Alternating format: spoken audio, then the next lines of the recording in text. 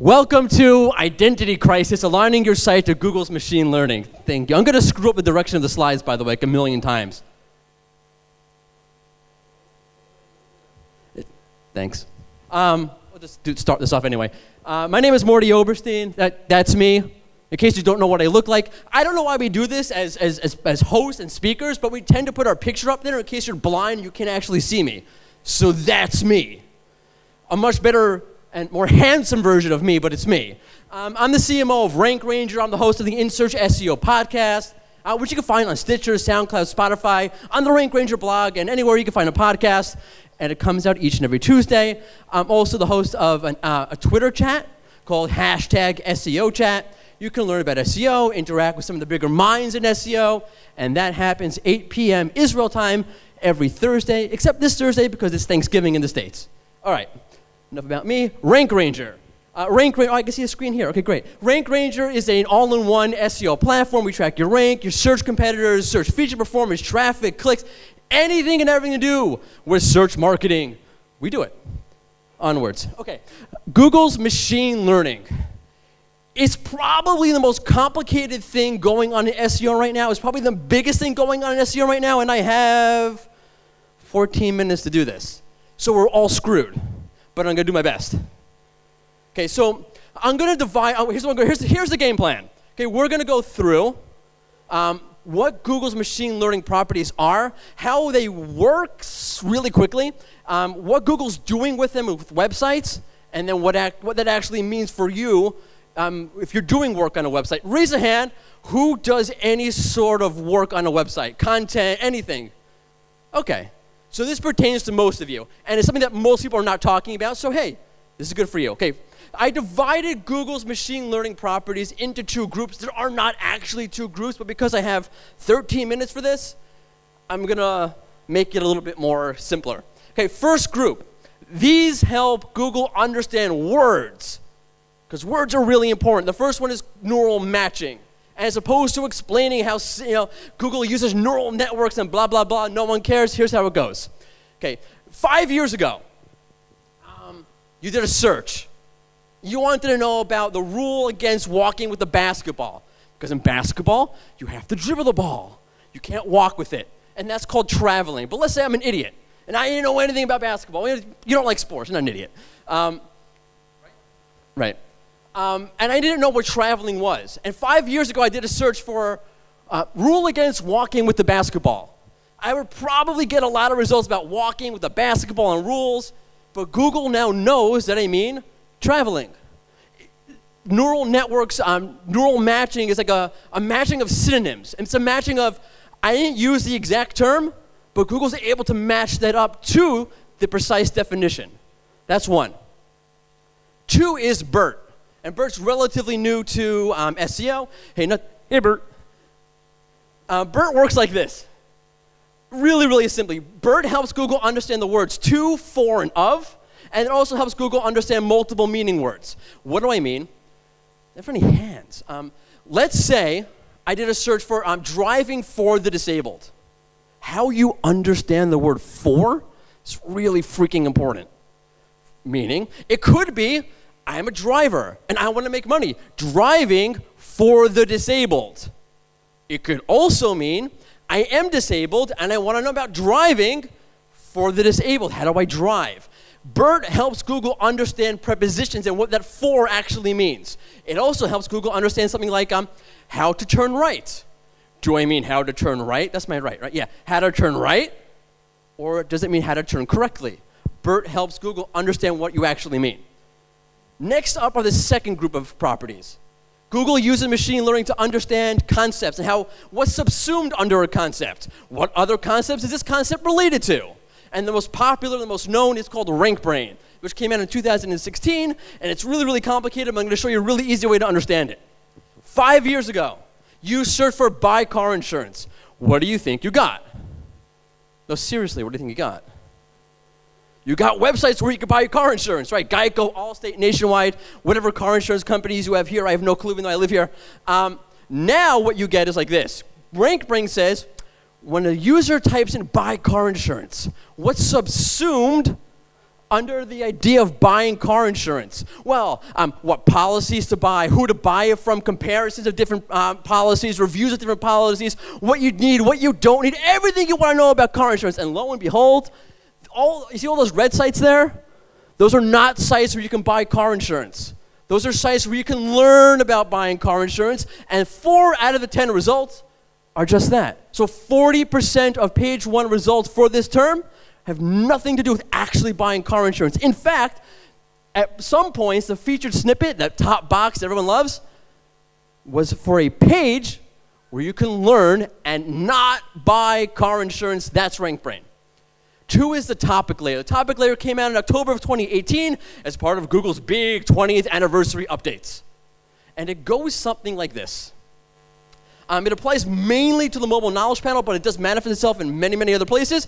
But when you have a knowledge panel here for War and Peace, which is a book, in case no one knows, you get a lot of different tabs. And you get tabs specifically not just for books, but for this book. One of the tabs here is called Teaching Plans. Why? Because we teach books in school. Kids learn at books. So Google's going to make it easier for teachers to find lesson plans when they search for War and Peace. Do you think that 50 Shades of Grey gets a tab called Teaching Plans? No, because that would be awesome. But it doesn't, because that's not specific, not to books, but to the specific type of book. So Google is getting very, very specific in what's relevant conceptually, contextually, and what's not relevant. Onwards. If you don't know what in the hell I just said, it all boils down to one really, really easy to understand thing. Google wants to understand content like you do. It wants to be human, which of course raises the question, and of course the old Star Trek Adam, brain and brain, what is brain? How do humans understand content? How do humans understand things? And not to get too philosophical, and again, I only have like 9 minutes. I'm going to go over, by the way, so like no one kill me. Humans understand content like this, or concepts like this. The inner identity of the thing. What is this thing qualitatively? What's its essence? What does it primarily consist of? If I had to ascribe an identity to this thing, what is this thing holistically and qualitatively? Which is exactly what Google wants to do. Google wants to understand entities. But anything, stupid things like a chair, okay? What's included in the idea of a chair, the concept of a chair? And what other things does it relate it to? A table, dinnerware, your mother-in-law, whatever it is. Okay, Google understands what this entity is, what this thing is, what is this concept, like buying car insurance. What is the concept of buying car insurance? It's also figuring out what works for car insurance, what policy to buy, what insurance you should buy and what you should not buy, and of course, what other things it relates to. Okay, very good. We understand Google has all these machine learning properties, and they help Google to qualitatively understand things like we understand things. Brilliant. But how does it actually play itself out? What is Google actually doing when it goes to a website and uses all of these different properties? So the best place to figure this out are the recent series of core algorithm updates. In 2018, August 2018, Google started to confirm what was called a core algorithm update, and ever since there have been 4 or 5 of them, have a whole different identity, a whole different context, and they're like filled with all sort of SEO goodies. So we're going to go through some of the things I've analyzed when looking at the core algorithm updates, what's happened with them, what Google's doing, and then what you should do with your site. First up, during the Medic update, which was the biggest and baddest of these MFers, in August 2018, one of the things I saw with the sites that lost their ranking was called profiling. In other words, like this. This is like the worst website on the planet. DrAx.com is Drakes.com because you can't have a period in the URL, so the whole thing is totally stupid. He's gotten slammed by multiple core algorithm updates, and it's not hard to see why. Let's walk through this. By the way, he's a health information site. So he's telling you how to live better, how to eat better, how to be better, all things to make your life better. But every single freaking page looks like this. You start off, you have a banner image, you have a banner ad right next to it. You read down the content, another banner ad. You finish the article, 2 banner ads. Then you get, where's the ads? The Outbrain guys here? Because you get your related articles, all that stuff. And then there's another banner ad. So it's pretty easy to see why this guy keeps losing his rankings. Now, 4 years ago, you would say, oh, there are too many ads. But what's really happening is like this. Google's saying, you're writing this content, why? Well, because you're saying because you want to offer health information. But you're all looking at this, and Google's looking at this and saying, are you really writing health information? Or are you just writing stuff here so you can place a banner ad next to it? And if that's what you're doing, if you're only writing this so you can put an ad next to it, can we trust that content? No, because you don't really have my best interest in mind. You're just having it there because you want an ad there. It goes like this. You have to keep your site's identity straight. If you say that you are a health information site and then you're just trying to get me to buy your magic powder, I can't actually trust your information because I don't think that you have it there for my best interest. If you say you're a health information site, then act like one. And Google's starting to profile and be able to tell the difference. Which is, by the way, one of the reasons why in the SEO industry, one of the big conversations around YMYL sites, your money, your life sites, health and finance sites. And these sites, during these big Google algorithms, have gotten slammed, completely slammed, and it makes good sense why. Let me show you. Let's just say we're dealing with a sports site. There's football not there for you. For you. Let's say we're dealing with a sports site. And the sports site's offering sports analysis, sports scores, sports whatever. But they're also trying to get me to buy their streaming service. And Google says, are you writing sports analysis because you're providing me with information? Or are you writing sports analysis so you have a place where you can sell me your stuff? If it's because you want to sell me your stuff, I can't trust your content. So let's play that out. Let's just say you really can't trust the sports content. What is the worst thing that freaking happens? You get the wrong score? This is not a real score. I play with the HTML, which is why you should never trust a screenshot. Okay? Now let's play this out with a health site. What's the worst thing that happens if in reality Google is right and you can't trust the content? You die. Okay? If you drank Jack Daniels and you snorted cocaine during chemotherapy, you would probably die. Okay? It's pretty clear now that if we have two sites that we don't trust, one's offering me the wrong score, and the other's offering me something that could kill me, which site should lose more rankings? The site that has the wrong score, obviously. Turn, thank you. Okay, it's all about authority. You know what I'm trying to tell you is that you have a certain profile. The only way you can be authoritative, that Google can trust you, is if what you say you do and what your identity actually is in reality are the same thing. If there's a gap and Google's not sure, you're saying you're doing this, but you're coming off like you're doing that, obviously, like a person, you wouldn't trust it. That's John Mellencamp. He has a song called Authority Song. That's the cultural pop reference. Yeah. Okay. The second thing is, during the September core update, the most recent of these big updates, something really weird happened. There was a ton of loan sites that lost rankings. And I'm like, that's peculiar. Why did all these loan sites lose rankings? So I'm like, you know what? We'll take a look at the sites that did lose rankings versus the sites that didn't lose rankings, and we'll compare them. That makes sense, right? Yeah, good idea, right, Mordy? What was funny, though, was when I expected when I went to these sites that lost rankings that you saw very thin content, a couple of paragraphs here, a couple of lines there, a lot of ads, but it wasn't. It was really good stuff. Huge amount of content, prolific content. I'm like, why do these sites lose rankings? This is like good content. Like if you're doing affiliate marketing, this is like amazing stuff, like really good long content to hide the fact that you're an affiliate site from Google. Except when you actually start reading it. Hear me. This is from one of the sites that lost a lot of their rankings from the last update. Startup loans offer new businesses capital to grow. Business credit cards, lines of credit, and equipment loans are great startup loans if you have a strong personal credit. Do you catch that emotional hook in there? They're great loans. Buy my loan. Come on, get my loan. They're great. Google caught that. As opposed to sites that didn't lose rankings, those sites just said, here's what a loan is. Boom, boom, boom, boom, boom. Here are the details. Not like, this is a great loan. Hope you don't catch the fact that we're trying to sell you something here. But Google caught it. Which means that Google freaking NLP the crap out of the site. Meaning Google was able to take a look at the language that you used, the tone that took, and was able to say that's not appropriate for this vertical.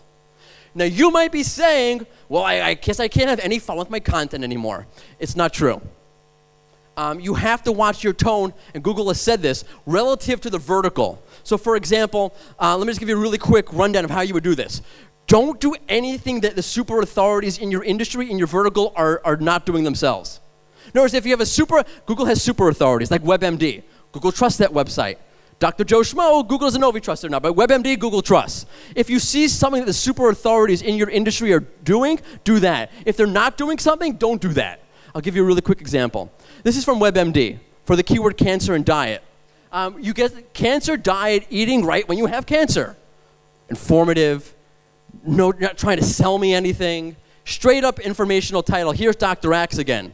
Top 12 cancer-fighting foods and other natural remedies. There's something not right about that for cancer. If I'm talking about cancer and diet, top 12, that's something like top 12 ways to do affiliate marketing or top 12 ways to build your backlink profile. That's not what I would expect to see if I wanted to find out how should I eat if I have cancer. I don't know why I'm using all these cancer examples. I don't have cancer, thank God. But again, there's something off about that versus this. And Google's well aware of the difference. Okay, so now, because I'm out of time, but I'm going to run through this really quickly. What should you actually do? Google's profiling site is checking if what you say you're doing matches up to what you're actually doing. It's looking at the tone you're using, blah, blah, blah, blah, blah. What the hell does that mean I do with my site, right? It's really easy. Watch your core identity. And I don't just mean, by the way, banner ads. If you're running information, the finance sites suck at this. They all do this. They run a lot of informational content, and then they throw 400 CTAs and affiliate links your way. Google knows what you're doing. Google says, hey, you're not really offering finance information. You're trying to get me to click and buy something. Don't do that. But it also means, and this is speaking to the SEOs in the room, mainly, we used to think, hey, you know what? I'm going to do my keyword research. I'm going to find a keyword. You've done this, I'm sure, right? I'm going to find a keyword that has like 1 million searches every month. It's a high search volume keyword. I'm going to target that keyword. I'm going to write a blog post about it, and I'm going to get all that traffic. I'm going to rank number 1. Even if you could do that, don't do that. It's a bad idea. Why? Because Google says, your site's about this. Now you're writing about something that's on your periphery. That's not really exactly aligned to your core identity. And Google's like, is your site about this, or is it about that? And now that you're doing this and that, and they don't totally align, we don't trust your content. You have no identity. Google's about understanding identities of websites. You just ruined your identity. And I will tell you that I write about a topic over and over in a short period of time, all of the rankings for those posts go up because Google says, hey, your site, you're doing this. You're about this. We get it. We're going to boost you.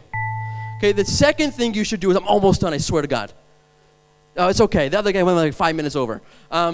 Is watch your UX and your UI.